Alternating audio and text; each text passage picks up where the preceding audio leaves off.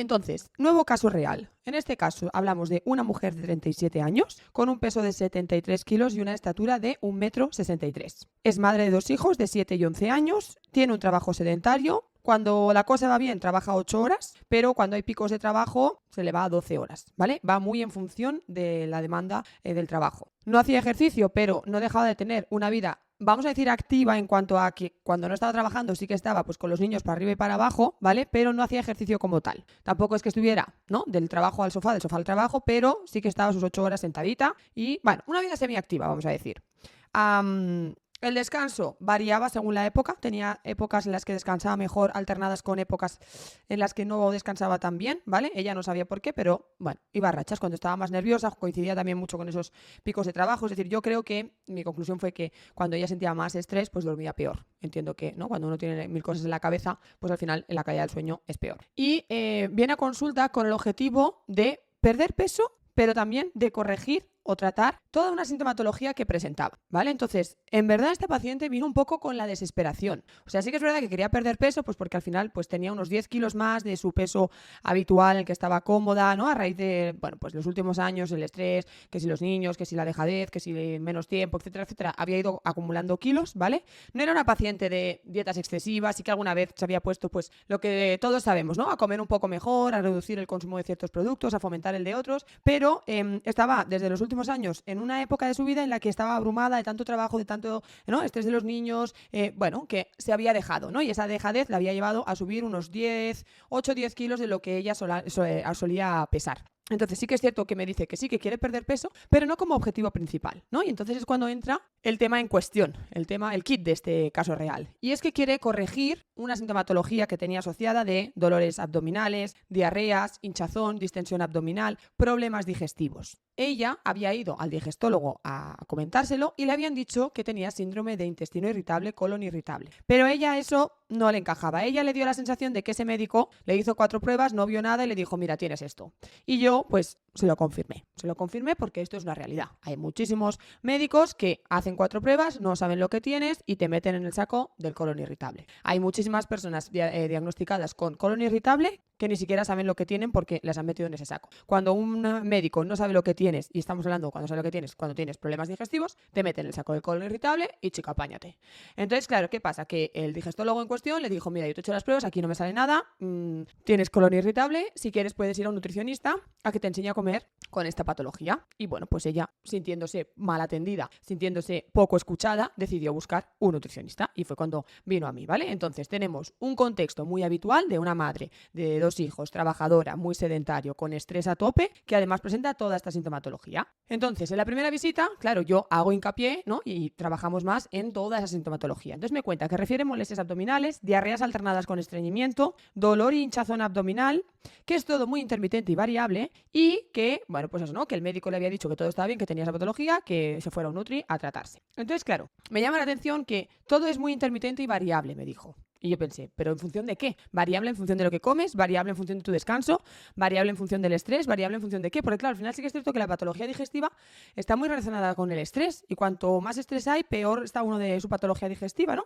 Entonces era como, pues como pasa en estos casos, que sí, pero no. Bueno, entonces todo queda ahí, ¿vale? Me explica toda la parte digestiva, me explica me enseña todas las pruebas que le ha hecho el digestólogo, una analítica muy básica, tal. Entonces, claro, yo con todo esto y sin creer en el fondo que tiene colon irritable, porque es verdad que muchos pacientes han venido a consulta diciendo que tienen esto y eso es un saco muerto en el que cae todo el mundo, en el que no saben, al que no saben diagnosticar, pues yo hice como que empezaba de cero, ¿vale? Entonces le dije, mira, vamos a pedir una analítica y mientras te la hacen, vamos a llevar una alimentación lo más sana posible, ¿vale? Vamos a intentar quitar cualquier causa de toda esta sintomatología. Entonces, sí que es verdad que tampoco es que comiera fatal, pero tenía 2 hijos, ¿no? Y lo que todos los padres me cuentan en consulta es que mis hijos comen galletas, es que siempre tengo el colacao en casa, es que la nocilla, es que no sé qué. Entonces, ¿qué ocurre? Pues que ella, en periodos en los que, pues una tarde de estas, ¿no? Un día duro, una tarde de más estrés, una mala gestión emocional, acababa comiéndose la nocilla, las galletas y todo lo que tenían los niños en la despensa, ¿no? Entonces, la primera visita, pues ya iniciamos pautas, ¿no? Como siempre hacemos la entrevista, entonces doy las pautas. Entonces, ¿qué le digo? Mira, evita todo eso, tus hijos tampoco lo necesitan, así que si quieres, cuando se acabe lo que tengas en casa, dejas de comprarlo y así ya no tienes la tentación en casa y a ellos un favor que le haces. Quitamos todo ese, ¿no? Ese picoteo o ingesta de ese tipo de productos ultraprocesados que no necesitan ni ella ni sus hijos. Corregimos, ella consumía, sí que es verdad, muchos refrescos, ¿vale? A lo mejor se tomaba entre 1 y 2 refrescos al día, sí que eran light y cero porque quería adelgazar, pero al final eran refrescos, eran edulcorantes y en una sintomatología digestiva los edulcorantes es lo peor que te puedes tomar. Así que le pauto, ¿vale? Dejar de comer ultraprocesados, reducir el aporte de bebidas edulcoradas.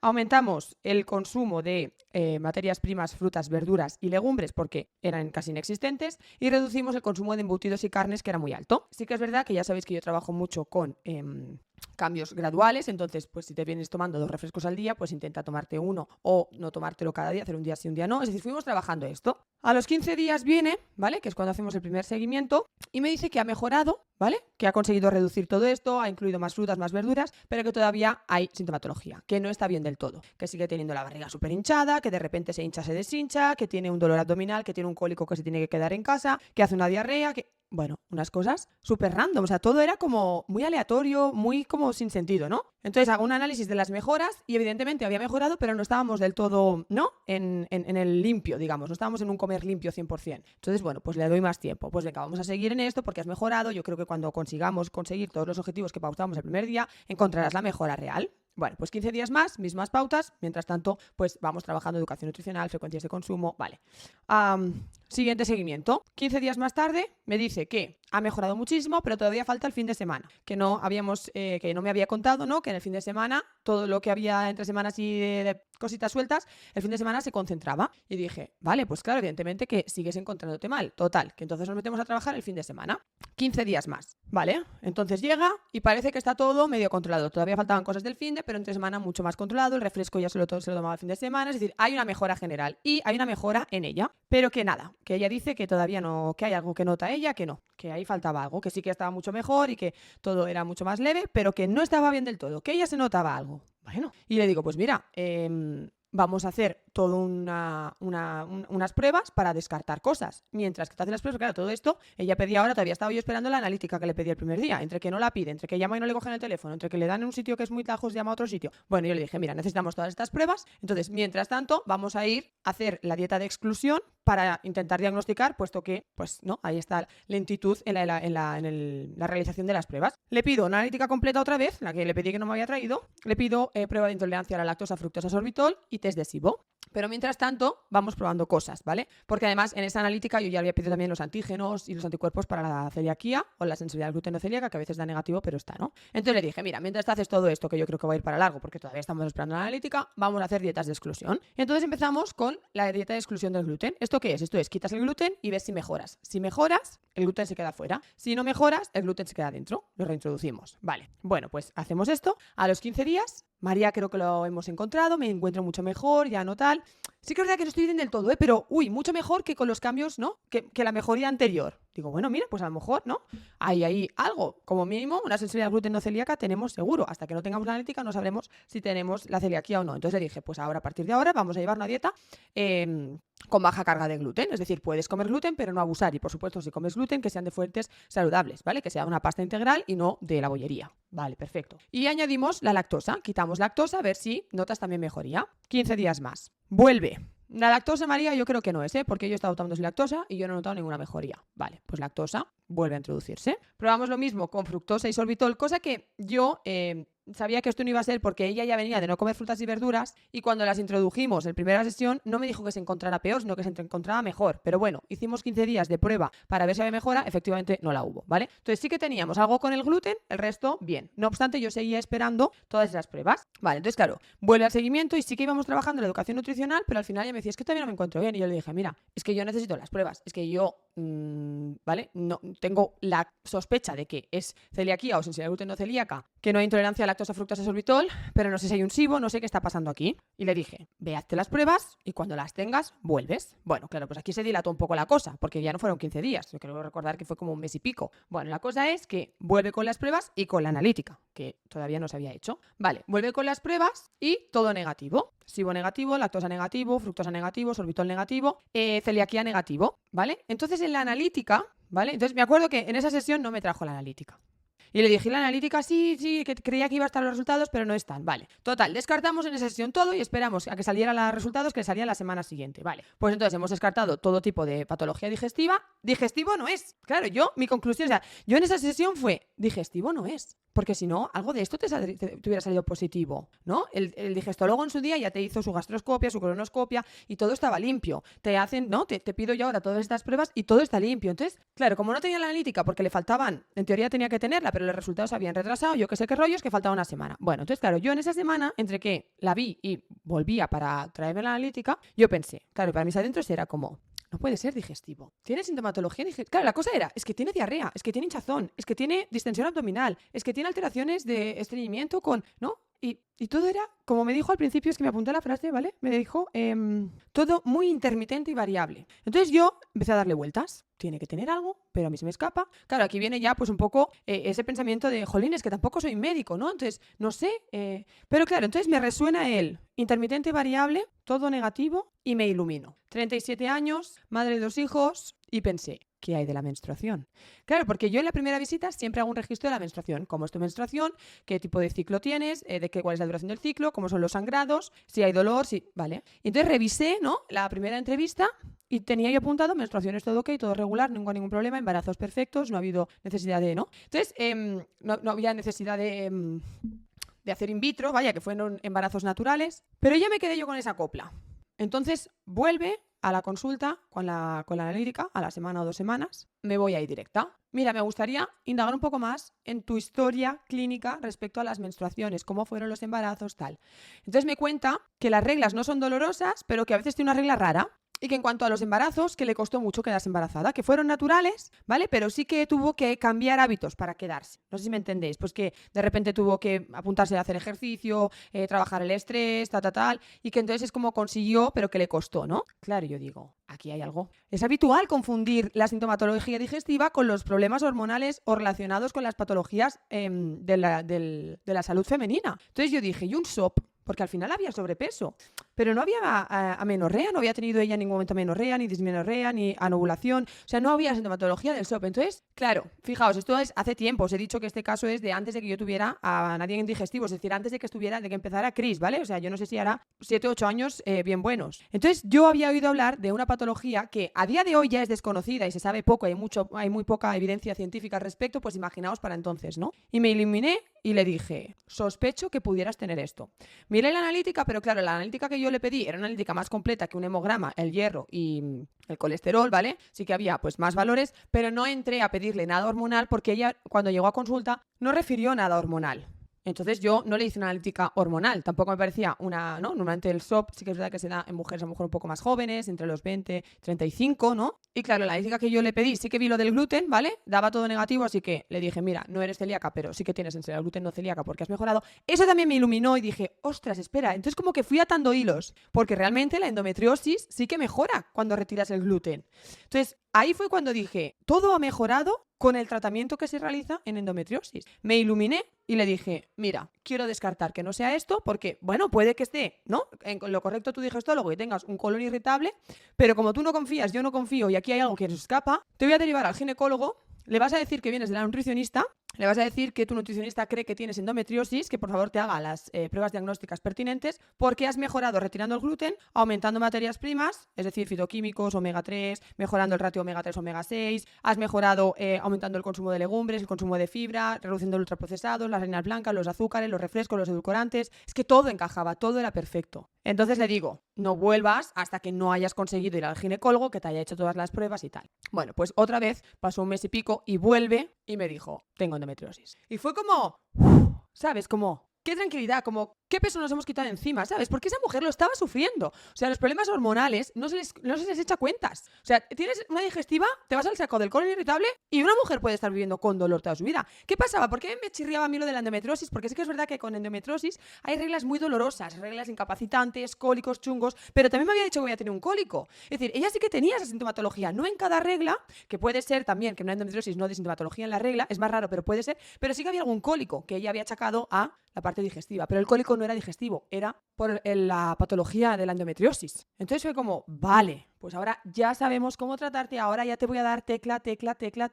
Claro, había tocado algunas teclas correctas porque coincidían el comer sano con, ¿no?, el tratamiento de la endometriosis. Al final, una alimentación saludable lo trata todo, pero luego hay que ir a las partes específicas, ¿no? Pues, ¿qué hicimos? Bueno, pues en este caso yo ya le dije, mira, ahora vas a encontrar la mejora real, ahora ya sé qué tengo que hacer para tratarte, ahora tenemos un diagnóstico y por lo tanto tenemos un tratamiento correcto. Entonces, ¿qué hicimos? Dieta antiinflamatoria, ¿vale? Es decir, corregir el ratio omega 3, omega 6, aumentar todo lo que son fitoquímicos, frutas, verduras, temporada, proximidad, materias primas, una alimentación lo más limpia posible. Reducir el gluten, aquí sí que le dije, mira, yo creo que entre la sensibilidad no celíaca al gluten y la endometriosis, cuanto menos gluten comas, mejor te encontrarás.